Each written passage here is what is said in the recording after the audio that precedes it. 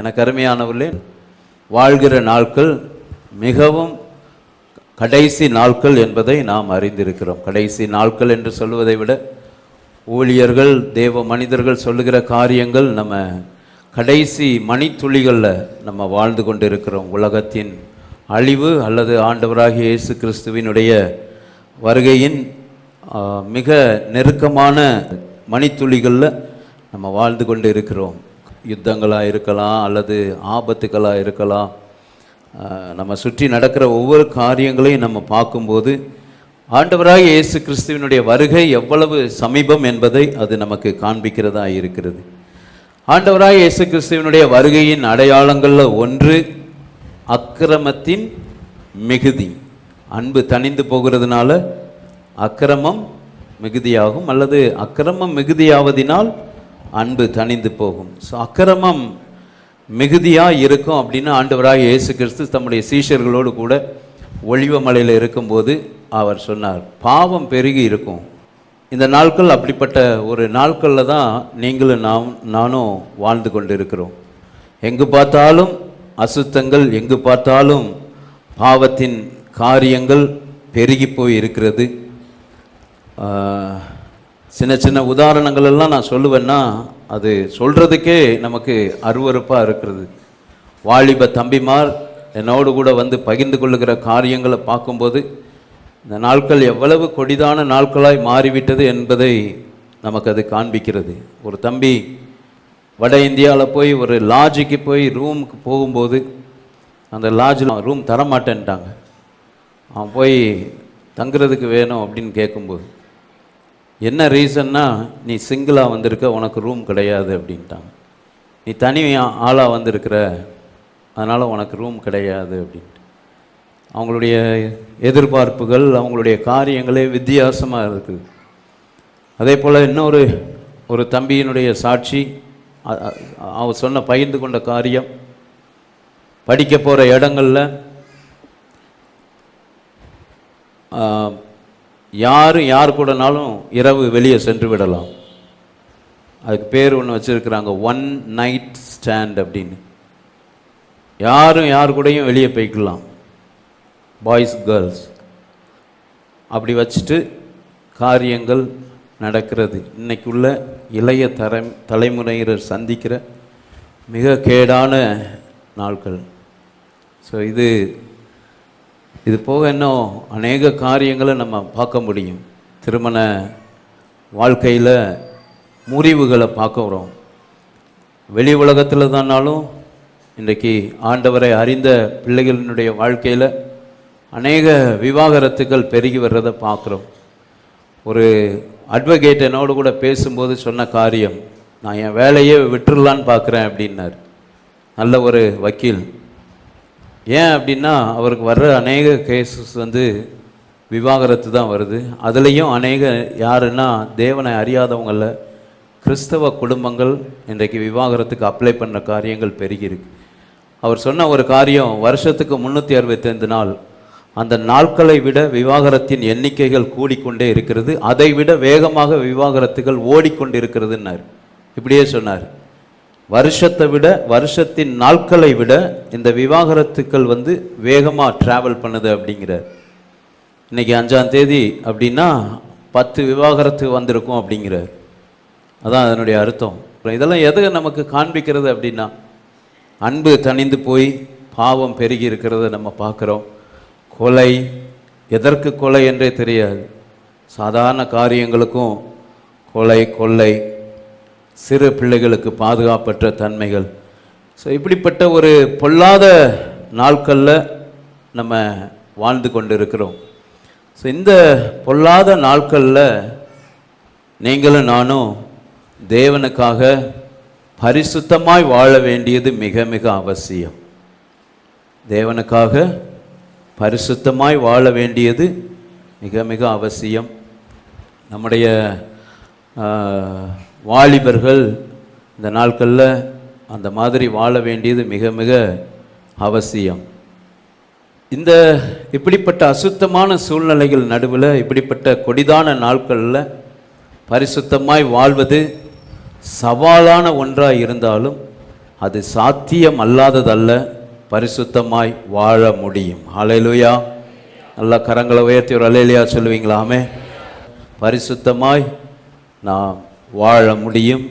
தேவன் நமக்கு அதற்கு கிருபையை, பலனை, அபிஷேகத்தை தந்து நம்மை நடத்துகிற ஆண்டவராக இருக்கிறார். ஹல்லேலூயா. ஸோ இப்படிப்பட்ட நாட்களில் நம்ம நிச்சயமாக பரிசுத்தமாக வாழணும். கரைபடாத ஒரு வாழ்க்கை வாழணும். எங்கு பார்த்தாலும் அசுத்தங்கள், எங்கு பார்த்தாலும் தீமைகள்.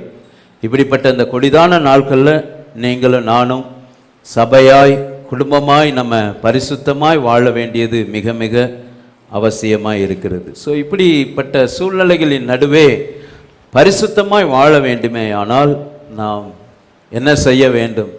எனக்கு அருமையானவர்களே, இப்படிப்பட்ட அசுத்தம் நிறைந்த கடைசி நாட்களில் வாழ்கிற நாம் பரிசுத்தமாக வாழணும்னா முதல் காரியம், தேவனோடு கூட நடக்க பழகி கொள்ளுங்கள். ஆமேன். தேவனோடு நடங்கள். வாக் வித் காட் அல்லது learn to walk with God. கர்த்தரோடு கூட இணைந்து இசைந்து நடக்க பழகி கொள்ளுங்கள். வாசிப்போம். ஆதியாகமத்தின் புஸ்தகம் 6வது அதிகாரம் 9வது வசனம். நோவாவின் வம்ச வரலாறு. நோவா தன் காலத்தில் இருந்தவர்களுக்குள்ளே நீதிமானும் உத்தமனுமாய் இருந்தான். நோவா தேவனோடே சஞ்சரித்து கொண்டிருந்தான். நோவா தன் காலத்தில் இருந்தவர்களுக்கு உள்ளே நீதிமானும் உத்தமனுமாயிருந்தான்.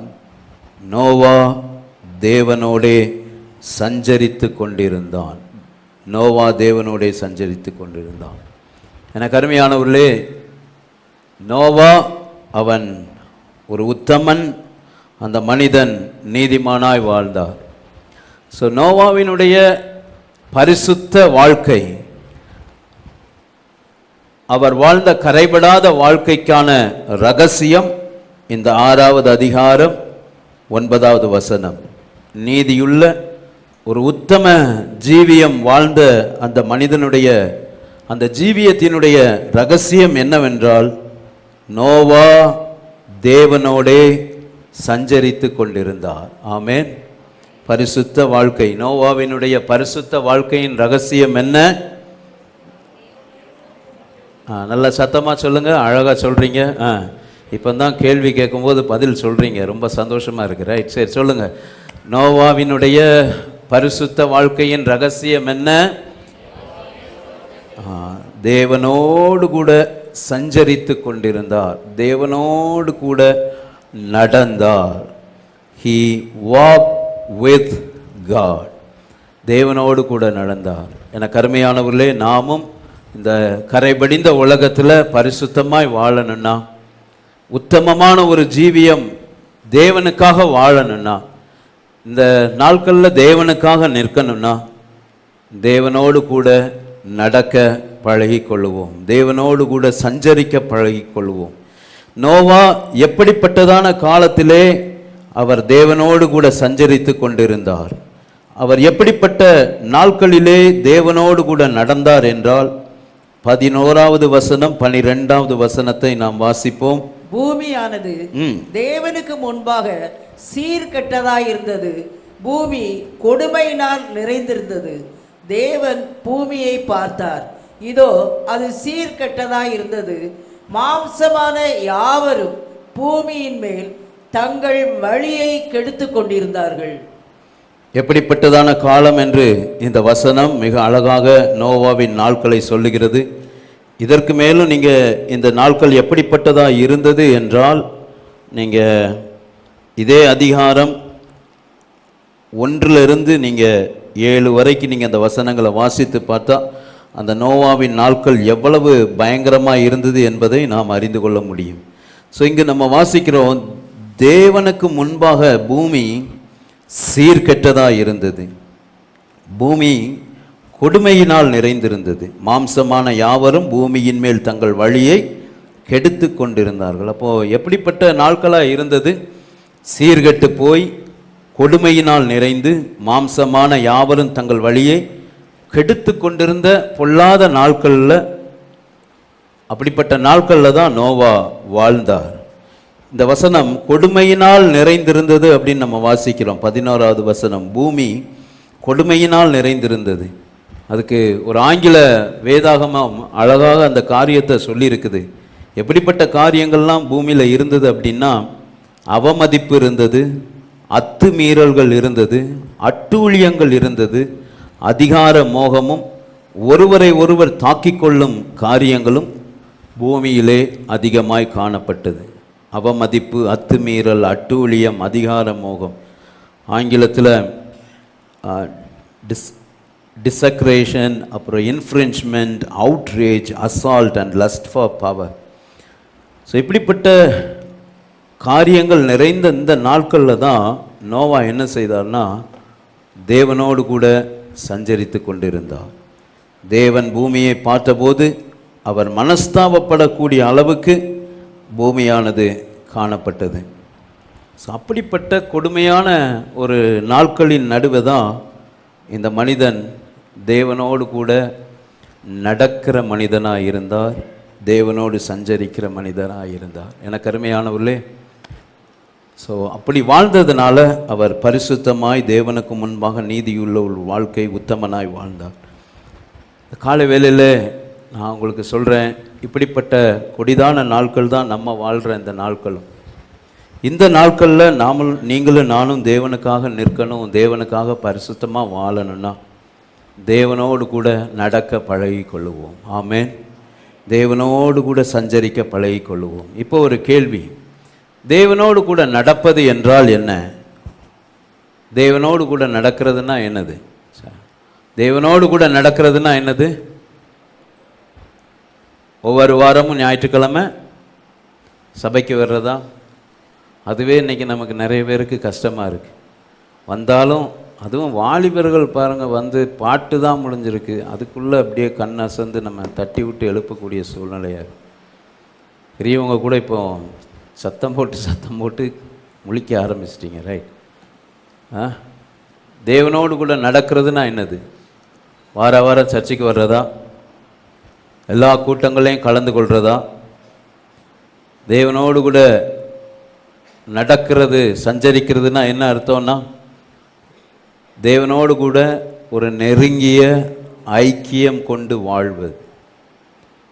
Living in close fellowship with God. தேவனோடு கூட நெருங்கிய ஐக்கியம் கொண்டு வாழ்வது, அவருடைய சித்தம், consistently following God's will and enjoying a close relationship with God. ஆங்கிலத்தில் அழகாக இருக்குது. நோவா தேவனோடே சஞ்சரித்து கொண்டிருந்தான்கிற இந்த வார்த்தைக்கு ஒரு வேதாகம் அழகாக இருக்கு சொல்லுது. அந்த மனிதன் தேவனுடைய சித்தத்தை தொடர்ச்சியாக செய்து தேவனோடு கூட ஒரு நெருங்கிய உறவை அல்லது நெருங்கிய ஐக்கியத்தை அவர் அனுபவித்தார் அப்படின்னு. தேவ சித்தம் செய்து தேவனோடு கூட நெருங்கிய ஐக்கியத்தை அனுபவித்தார். அப்போ தேவனோடு கூட நடக்கிறது என்பது என்ன? தேவனோடு கூட நெருங்கி வாழ்வது, ஐக்கியம் கொண்டு வாழ்வது, அவரோடு கூட நெருங்கிய உறவில் வாழ்வது. ஸோ இந்த அனுபவம் நம்முடைய வாழ்க்கையில் காணப்படணும். இதை நம்ம டெவலப் பண்ணணும்.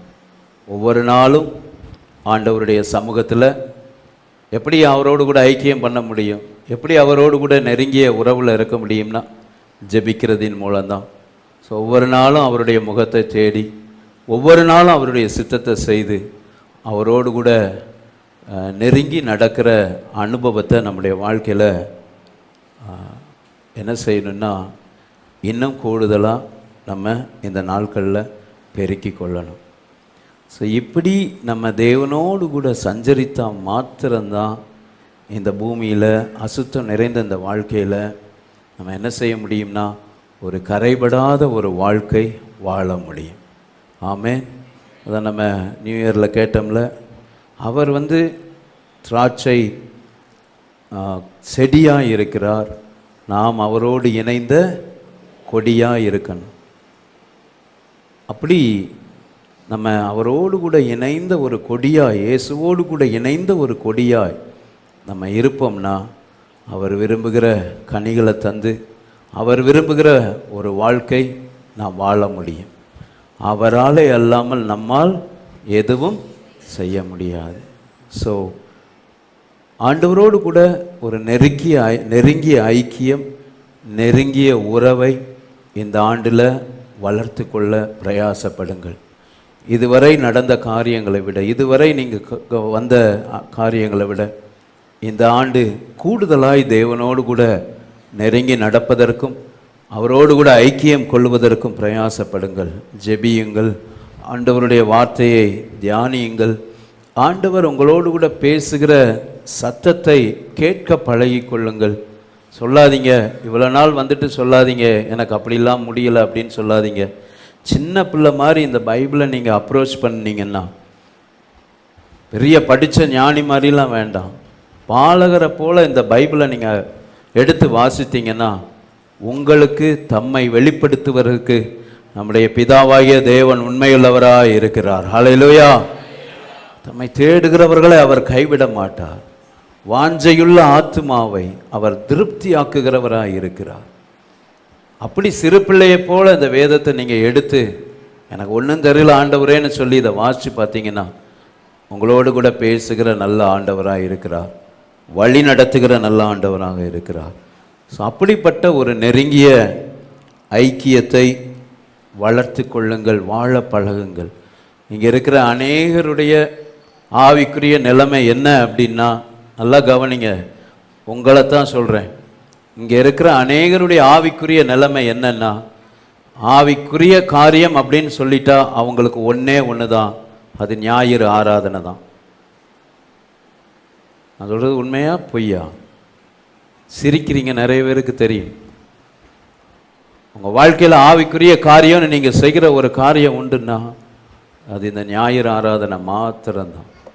வேற உங்களுடைய தனிப்பட்ட வாழ்க்கையில் தேவனோடு கூட இசைந்து நடப்பதற்கு, தேவனோடு கூட இணைந்து நடப்பதற்கு நீங்கள் எந்தவித காரியத்தையும் செய்வது இல்லை.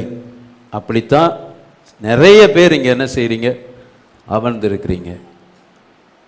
தனிப்பட்ட விதத்தில் எத்தனை பேர் குறைந்தது அரை மணி நேரமாவது ஒவ்வொரு நாளும் தேவ சமூகத்தில் அமர்ந்து இந்த வேதத்தோடு கூட அமர்ந்து நேரம் செலவிடுகிறோம்.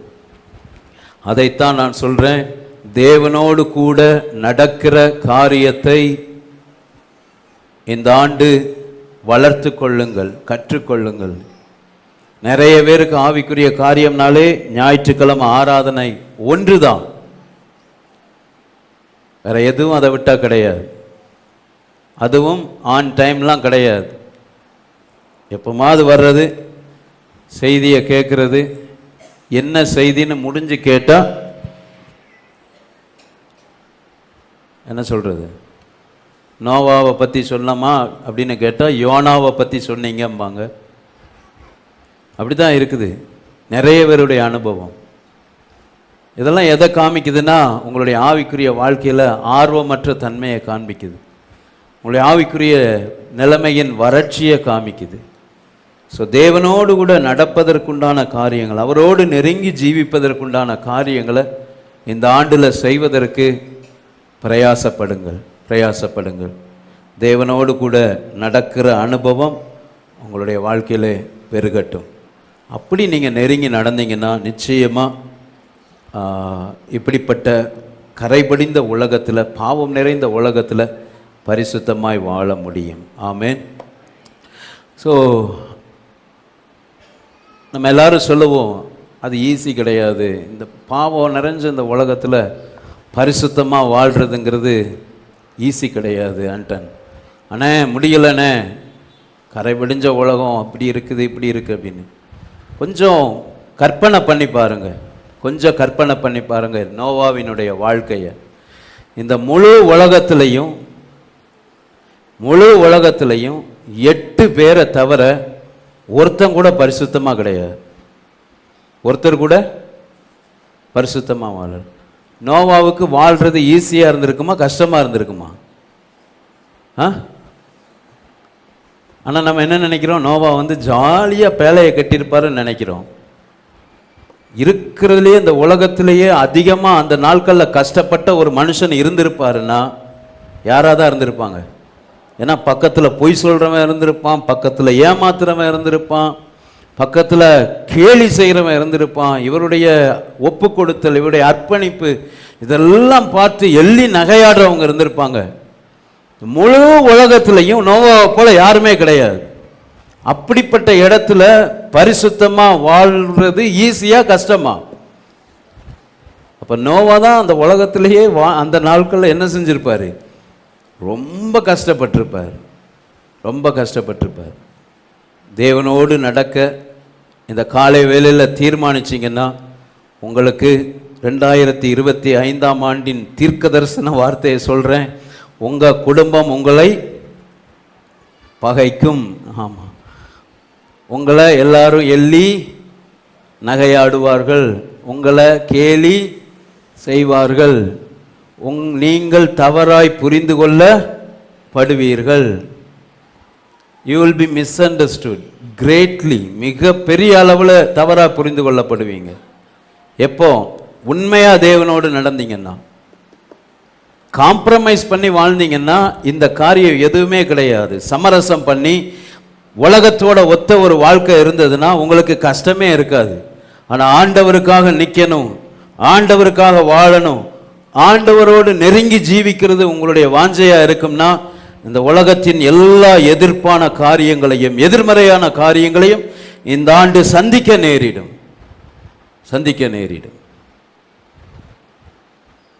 தவறாக புரிந்து கொள்ளப்படலாம், தவறாக குற்றச்சாட்டப்படலாம், உங்களுடைய அர்ப்பணிப்புகள் ஏளனம் செய்யப்படலாம்.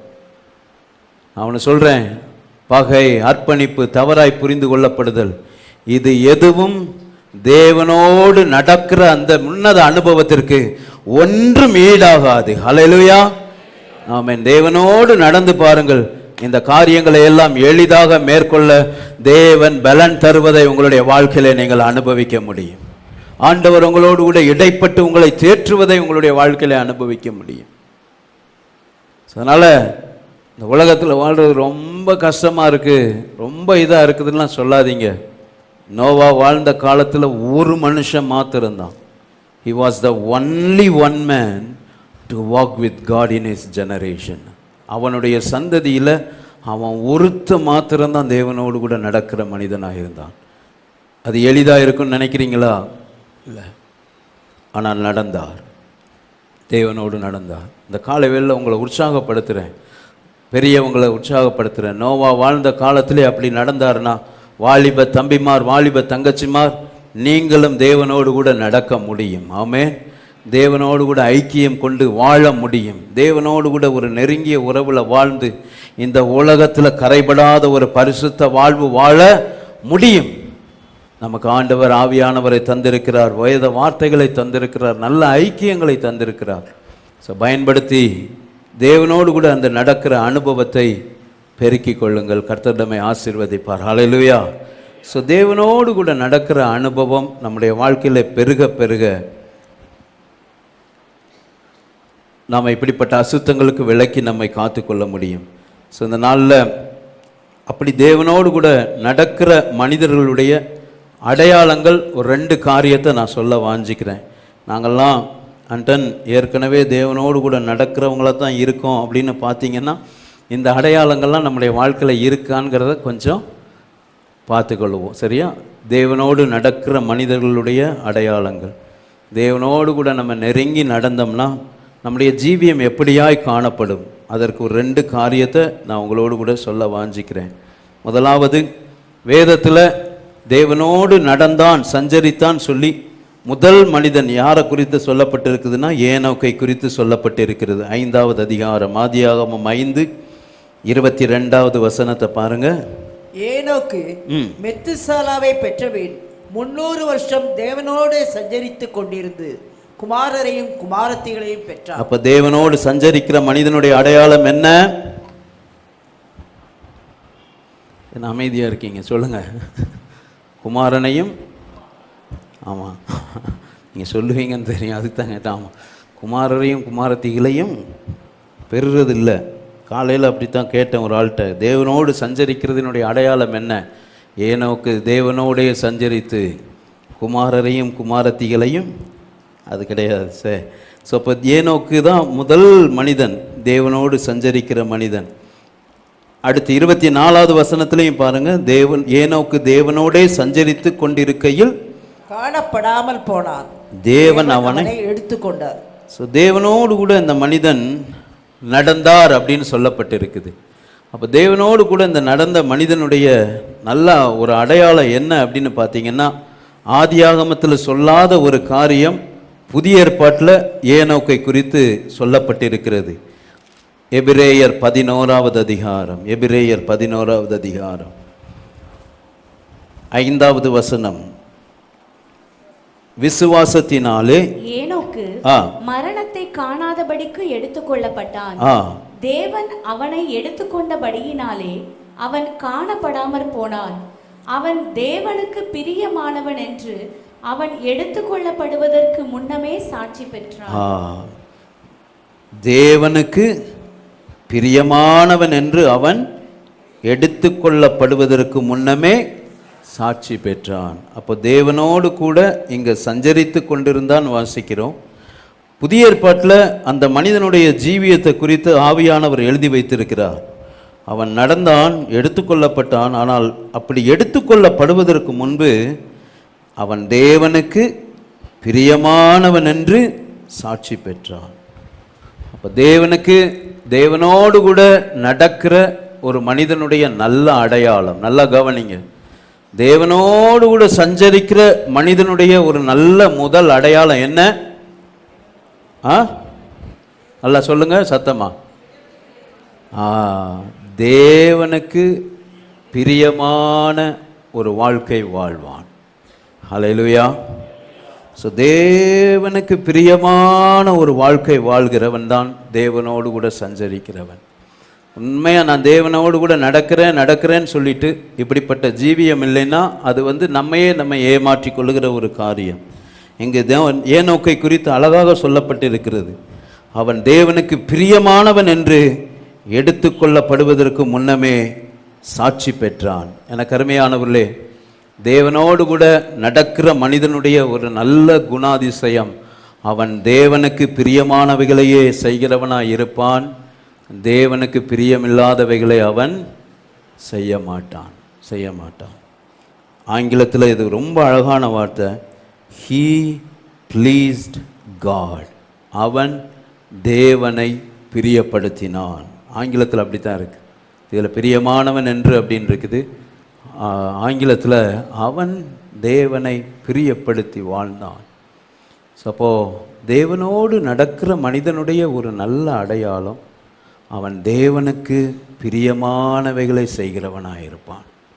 தேவனுக்கு பிரியமில்லாத காரியங்களை இனம் கண்டு அவன் அகற்றுகிறவனாயிருப்பான். சீமையினர் தேவனுக்கு பிரியமில்லாத காரியங்களை தன்னுடைய வாழ்க்கையில் செய்யாதபடி அவன் அகற்றுகிறவனாயிருப்பான். இந்த கால வேளையில் நம்முடைய வாழ்க்கையில் கொஞ்சம் யோசித்து பார்ப்போம். நான் உண்மையாகவே தேவனோடு நடக்கிற அந்த அனுபவம் இருக்குதுன்னு நான் சொன்னேன்னா, என் வாழ்க்கையின் எல்லா பகுதிகளிலும் எது தான் இருக்கும் அப்படின்னா, தேவனுக்கு பிரியமானதை செய்யணுங்கிற வாஞ்சை தான் இருக்கும். தேவனுக்கு பிரியமில்லாத காரியங்களை என் வாழ்க்கையில் செய்யவே கூடாதுங்கிற அந்த காரியம் நம்முடைய வாழ்க்கையில் பெருகிக்கொண்டே இருக்கும். நம்முடைய வாழ்க்கையில் தேவனுக்கு பிரியமான காரியங்களை செய்கிறவங்களாக இருக்கிறோமா? இன்னும் தேவனுக்கு பிரியமில்லாத அநேக காரியங்கள் ஜீவியத்தில் நம்ம பார்க்க முடியுது. எனக்கு அருமையானவர்களே, மனிதர்கள் பார்க்குறாங்கன்னு சொல்லி வாழாதீங்க. தேவன் பார்த்து கொண்டு இருக்கிறார் என்று சொல்லி வாழுங்கள். ஆமென். நாங்கள் வீட்டுக்கு வந்துட்டால் ரிமோட்டை வச்சு டிவியை ஆஃப் பண்ணுறது, செல்லில் ஹிஸ்ட்ரியை க்ளீன் பண்ணுறது, தேவையில்லாத காரியங்கள் நம்ம வாங்கி பார்த்தோம்னா அதை அழிக்கிறது, இதை அழிக்கிறது வேண்டாம். தேவன் பார்க்குறாருங்கிற உணர்வோடு வாழுங்க. உண்மையாக அந்த ஐக்கியத்தை வேல்யூ பண்ணுறவங்களாக இருந்தீங்கன்னா, தேவனோடு உள்ள ஐக்கியத்தை மேன்மைப்படுத்தி அதை உங்களுடைய ஜீவியத்தின் எய்மாக இருந்தது, அது உங்களுடைய வாழ்க்கையாக இருந்ததுன்னா, தேவனோடு கூட ஐக்கியம் கொண்டு வாழணுங்கிறது உங்களுடைய ஏக்கமாக இருந்ததுன்னா, உங்களுடைய ஜீவியத்தில் நீங்கள் எல்லா காரியத்தையும் என்ன எப்படி இருப்பீங்கன்னா, தேவனை பிரியப்படுத்துகிறத மாத்திரம் செய்கிறவங்களா இருப்பீங்க. தேவனுக்கு பிரியமில்லாததை ஒரு சின்ன காரியம் கூட என்ன செய்ய மாட்டீங்க, செய்ய மாட்டீங்க. நான் சொல்கிறேன், உங்களுடைய ஃபெல்லோஷிப் கூட, உங்களுடைய ஐக்கியங்கள் கூட, நான் கடந்த நாட்களில் சொன்னேன்ல, சாமுவேல் அதுக்கப்புறம் சவுலை பார்க்கவே இல்லை.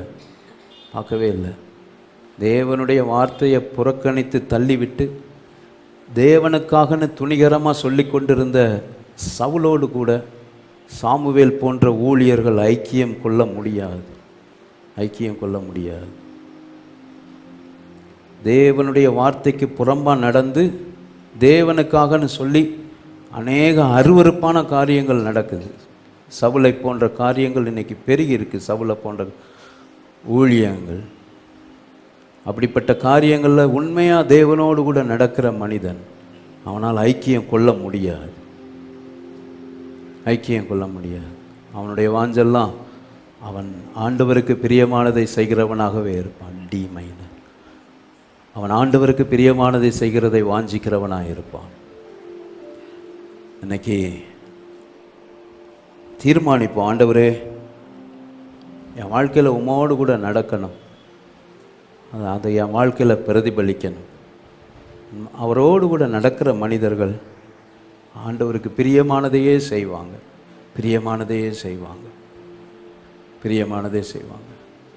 இயேசு கிறிஸ்துவை குறித்த ஒரு மேன்மையான சாட்சி என்ன தெரியுமா? இயேசு கிறிஸ்துவை குறித்து மேன்மையான சாட்சி, இவர் என்னுடைய நேசகுமாரன், இவரில் நான். எப்போ இந்த சாட்சியை பெற்றார் இயேசு? எத்தனை வயசில் சொல்லுங்க? இயேசு இந்த சாட்சியை பிதாவினால் பெறும்போது எத்தனை வயசு? 30 வயசு. அந்த 30 வயசில் அவர் என்ன செஞ்சிருந்தார்? 30 வயசுக்கு முன்னாடி பிரசங்கம் பண்ணியிருந்தாரா? ஊழியம் பண்ணாரா? அற்புதம் செஞ்சாரா? எதுவுமே இல்லை. 12 வயசில் மாத்திரம் அந்த ஆலயத்தில் பேசுகிறத தான் நம்ம பார்க்குறோம். ஸோ 30 வயசு வரை இயேசு என்ன செஞ்சார், ஏது செஞ்சார், எந்த ஒரு ரெக்கார்டும் நமக்கு இல்லை, பதிவும் இல்லை. ஆனால் பிதாவின் சாட்சியிலிருந்து நம்ம ஒரு மேன்மையான காரியத்தை நம்ம அறிந்து கொள்ள முடியும். அந்த 30 வருடமும் பிதாவுக்கு பிரியமானவைகளையே இயேசு செய்தார். ஹல்லேலூயா. ஊழியம் செய்யலை, அற்புத அடையாளங்கள் செய்யலை, எதையும் செய்யலை. ஆனால் அந்த 30 வருட அவருடைய வாழ்க்கையின் சாட்சி, இவர் என்னுடைய நேசகுமாரன், இவரில் நான் whom I am well pleased, நான் பிரியமா இருக்கிறேன். அப்படிப்பட்ட ஒரு வாழ்க்கை இயேசு வாழ்ந்தார். அதனால தான் அவர் சொல்கிறாரு, நான் எப்போதும் அவருக்கு பிரியமானதை செய்கிறபடியினால பிதா என்ன தனியே இருக்க விடவில்லை. அதனுடைய அர்த்தம், நான் எப்போதும் தேவனோடு இணைந்து நடக்கிறேன், தேவனோடு கூட இணைந்து நடக்கிறேன். எனக்கு அருமையானவர்களே, இந்த காலை வேளையிலே நம்முடைய ஜீவியத்தை இந்த வசனங்களுக்கு முன்பாக நிறுத்தி ஆராய்ந்து பார்ப்போம். நான் தேவனோடு கூட நடக்கிறேன்னு சொல்கிற என் ஜீவியம் அதற்கு சாட்சியாக இருக்குதா? நான் தேவனோடு கூட இணைந்து நடக்கிற ஒரு மனிதனாய் மனுஷியாக இருந்தேன்னா என் வாழ்க்கையின் எல்லா பகுதிகளிலும் உமக்கு பிரியமானதை செய்ய எனக்கு கற்றுத்தாரும் தெய்வமே, உமக்கு பிரியமானதை செய்ய எனக்கு கற்றுத்தாரும் தெய்வமே, நீரே என் தேவன், உம் நல்ல பரிசுத்த ஆவியானவர் செம்மையான வழி நடத்த வேண்டுமே, செம்மையான வழியிலே நடத்த வேண்டும். கரங்களை உயர்த்தி, மேக ஸ்தம்பமே, அக்கினி ஸ்தம்பமே, தேற்றும் தெய்வமே துணையாளரே, மேக ஸ்தம்பமே அக்னி ஸ்தம்பமே, தேற்றும் தெய்வமே துணையாளரே. இதுவே நம்முடைய வாஞ்சையாய் நம்முடைய ஜபமாய் இருக்கும். எப்போ அப்படின்னா, அவரோடு கூட இந்த இருக்கிற அந்த உறவு துண்டிக்கப்பட்டுறவே கூடாது. அவரோடு கூட நடக்கணும் அப்படின்னு வாஞ்சித்தீங்கன்னா அவருக்கு பிரியமானதையே செய்வீங்க. நீங்களும் நானும் பெற்றுக்கொள்ள வேண்டிய ஒரு பெரிய சாட்சி, அவன் இந்த பூமியில் வாழ்ந்தப்போ கர்த்தருக்காக சாதித்தான், கர்த்தருக்காக அரும்பெரும் காரியங்களை செய்தான்கிறத விட அவன் தேவனை பிரியப்படுத்தி வாழ்ந்தான் என்பதே மேன்மையான சாட்சி. அல்லேலூயா. He pleased God, she pleased God in his generation. அவள் தேவனை பிரியப்படுத்தினாள். இன்னைக்கு அப்படி இருக்குதா? இன்னைக்கு நம்ம குடும்பங்களை பார்க்கும்போது, நம்ம கல்யாண காரியங்களை பார்க்கும்போது, நம்முடைய ஜீவியத்தை பார்க்கும்போது எத்தனையாய் ஆண்டவருக்கு பிரியமில்லாத காரியங்கள். ஸோ வேண்டாம். இந்த ஆண்டு நம்முடைய ஜீவியம் காண்பிக்கட்டும், நம்முடைய ஜீவியம் அதை வெளிப்படுத்தட்டும். இந்த மனிதன், இந்த மனுஷி தேவனோடு கூட நடக்கிறவன் என்பதை நம்முடைய ஜீவியம் காண்பிக்கட்டும். நீங்கள் தேவனோடு நடக்கிறவங்களாக இருந்தீங்கன்னா, தேவனோடு கூட சஞ்சரிக்கிற ஒரு மனிதனாக இருந்தீங்கன்னா, நீங்கள் உங்கள் வாழ்க்கையில் தேவனுக்கு பிரியமானவைகளையே செய்கிறவர்களாக இருப்பீர்கள். ரெண்டாவது, தேவனுக்கு பிரியமான தேவனோடு கூட நடக்கிற மனிதனுடைய இன்னொரு அடையாளம் என்ன அப்படின்னா, எபிரேயர் 11வது அதிகாரம் 7வது வசனம்.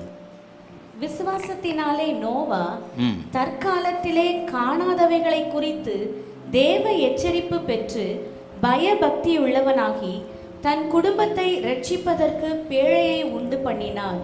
அதனாலே அவன் உலகம் ஆக்கினைக்குள்ளானதென்று தீர்த்து விசுவாசத்தினால் உண்டாகும் நீதிக்கு சுதந்திரவாளியானான். இரண்டாவது, தேவனோடு நடக்கிற மனிதனுடைய வாழ்க்கையில் காணப்படுற ஒரு நல்ல அடையாளம் என்ன? தேவ எச்சரிப்பு பெற்று பயபக்தி அவர்களுடைய வாழ்க்கையில் காணப்படும்.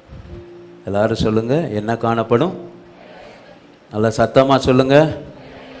பய பக்தி காணப்படும். அவங்க வாழ்க்கையில் என்ன காணப்படாது?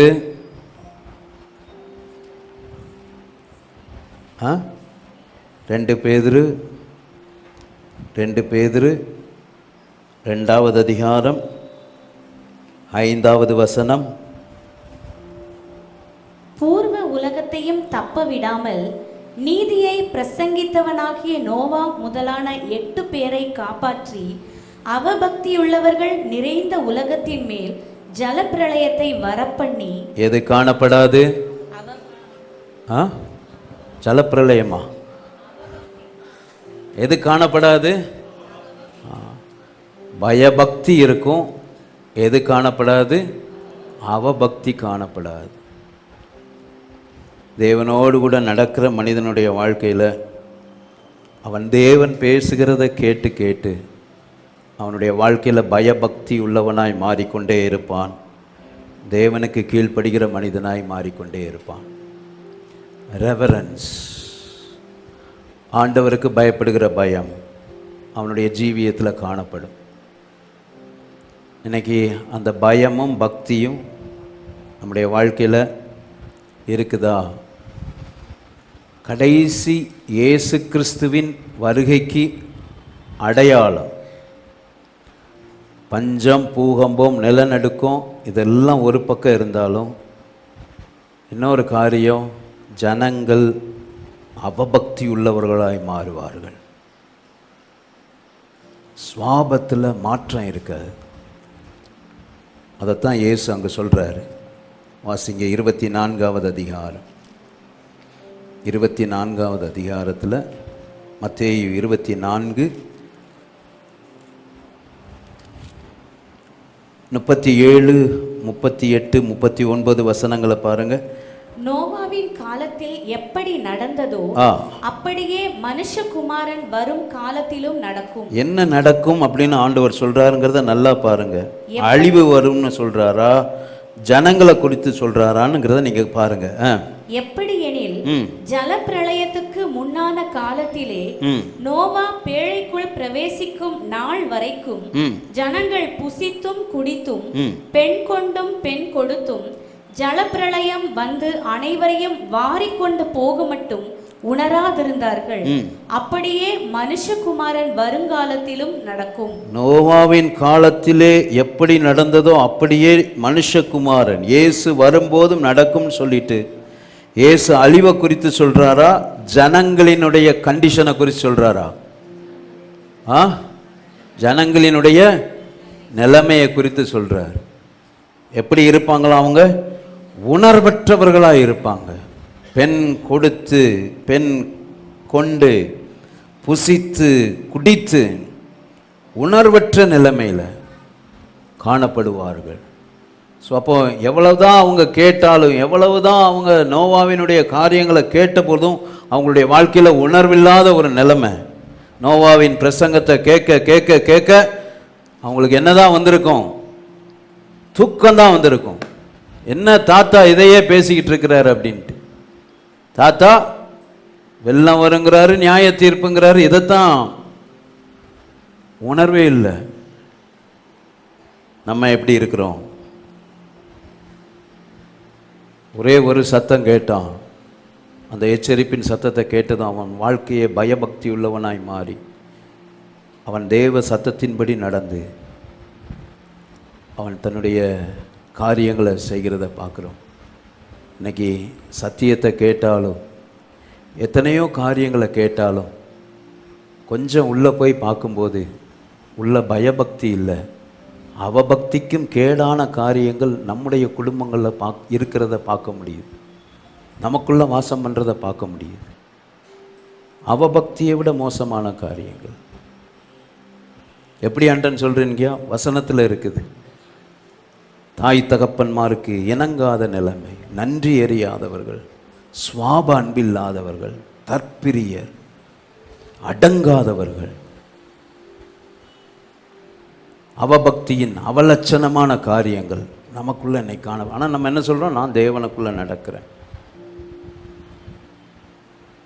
உண்மையாக தேவனோடு கூட நீங்கள் நடக்கிறவங்களா இருந்தீங்கன்னா உங்கள் வாழ்க்கையில் கடந்த நாட்களை விட இந்த நாட்கள் ஆண்டவருக்கு அடுத்த காரியங்களில் பயபக்தி அதிகமாக இருக்கும். உங்களோட விட பேசும்போது தெரிந்துடும். உங்களுடைய நடக்கைகள் காண்பித்து கொடுத்து விடும். நோவா தேவனோடு சஞ்சரிக்கிற மனிதன். அவன் பயபக்தி உள்ளவனாக இருந்தான். பயபக்தி உள்ளவனாகி அவன் தேவனுடைய வார்த்தையின்படி செயல்படுகிறவனாக இருந்தான். கருமையானவர்களே, இந்த கடைசி நாட்களில் நம்முடைய ஜீவியத்தை கொஞ்சம் ஆராய்ந்து பார்ப்போம். தேவனோடு கூட நடக்கிறேன்னு சொல்கிற என் வாழ்க்கையில் தேவ பக்தி அல்லது பயபக்தி அதிகரித்திருக்கிறதா, அல்லது என்னை கவனிங்க, தேவ பக்தியின் வேஷம் பெருகி இருக்கிறதா?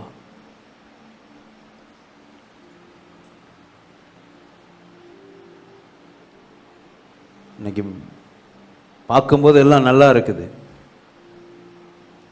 எங்களுக்கு முன்னாடி உங்களை பக்திமானா காண்பித்து ஒன்றுமே இல்லை, ஒன்றுமே இல்லை.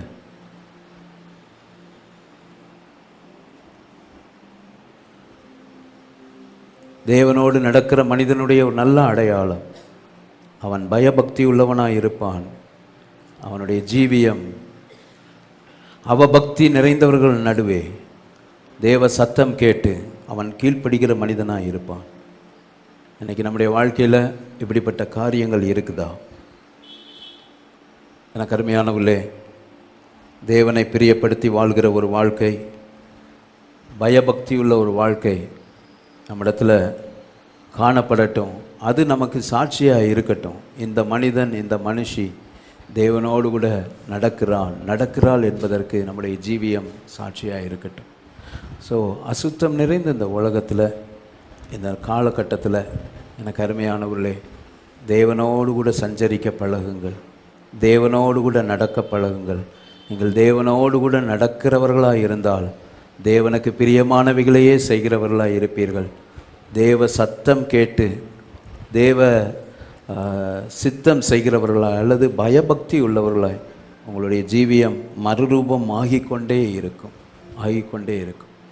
ஸோ அப்படிப்பட்ட அனுபவங்கள் இந்த ஆண்டில் பெருகுவதற்கு நம்மை அர்ப்பணிப்போம். ஸோ பரிசுத்தமாக வாழ நான் சொல்கிறேன், வாக் வித் காட். ஆண்டவரோடு கூட நடவுங்கள். இருக்கிற இடங்கள் எல்லாரும் கண்களை மூடி ஆண்டவரை நோக்கி பார்ப்போம். ஆண்டவருடைய சமூகத்திலே இந்த காலை வேளையிலே இந்த முதல் ஆராதனையிலே அர்ப்பணிப்போம். அநேக பலிபீடங்கள் தகர்க்கப்பட்ட நிலைமையில் நம்ம அமர்ந்திருக்கிறது நமக்கே தெரியும். என்னையும் சேர்த்து நம்முடைய சமூகத்தில் ஆண்டவருடைய சமூகத்தில் நம்மை அர்ப்பணிப்போம். ஆண்டவரே, இந்த ஆண்டு உம்மோடு கூட நடக்கணும். ஆண்டவரே, உமக்கு பிரியமானதை செய்யணும். என் ஜீவியம் இன்னும் பயபக்தியுள்ள ஒரு ஜீவியமாக மாறணும். ஆண்டவரே, அவபக்தி அல்லது தேவ பக்தியின் வேஷம் என் ஜீவியத்தில் காணப்படவே கூடாது. ஆண்டவரே, அந்த கிருபை எங்களுக்கு தாங்க. கடைசி காலத்தின் சபையின் நிலை இப்படியா இருக்கும். உணர்வற்ற நிலைமையில் இருப்பாங்க. சுவாபத்தில் மாற்றமில்லாத நிலைமையில் இயேசு வரும்போது இருப்பாங்க. நீங்கள் சொல்லியிருக்கிறீங்க. அந்த ஜீவி எங்களிடத்தில் காணப்படக்கூடாது அப்படின்னு சொல்லி எல்லாரும் முழங்கால் படிக்கிட்டு ஆண்டவருடைய சமூகத்தில் அர்ப்பணிப்போம். ஆண்டவரே, என்னை கமிட் பண்ணுறேன். இன்னும் க்ளோஸ் ரிலேஷன்ஷிப், இன்னும் ஒரு க்ளோஸ் ஃபெல்லோஷிப் நான் என்ஜாய் பண்ணணும். ஆண்டவரே, இன்னும் நெருங்கிய ஒரு உறவை உமோடு கூட நான் வளர்த்து கொள்ளணும். இன்னும் ஒரு நெருங்கிய ஐக்கியத்தை உமோடு கூட நான் வளர்த்து கொள்ளணும். நோவா தேவனோடு கூட சஞ்சரித்து கொண்டிருந்தான், தேவனோடு கூட நடந்தான். அந்த ஜீவியத்தின் அந்த வசனத்தின் காரியங்கள் எங்களுடைய வாழ்க்கையாய் மாறட்டும்னு சொல்லி ஆண்டவருடைய சமூகத்தில் அர்ப்பணிப்போம். ஹல்லேலூயா. மேக ஸ்தம்பமே, அக்கினி ஸ்தம்பமே, தேற்றும் தெய்வமே, துணையால் உம்மை நோக்கி என் கைகளை உயர்த்தி உயர்த்தி மகிழ்கிறேனையா.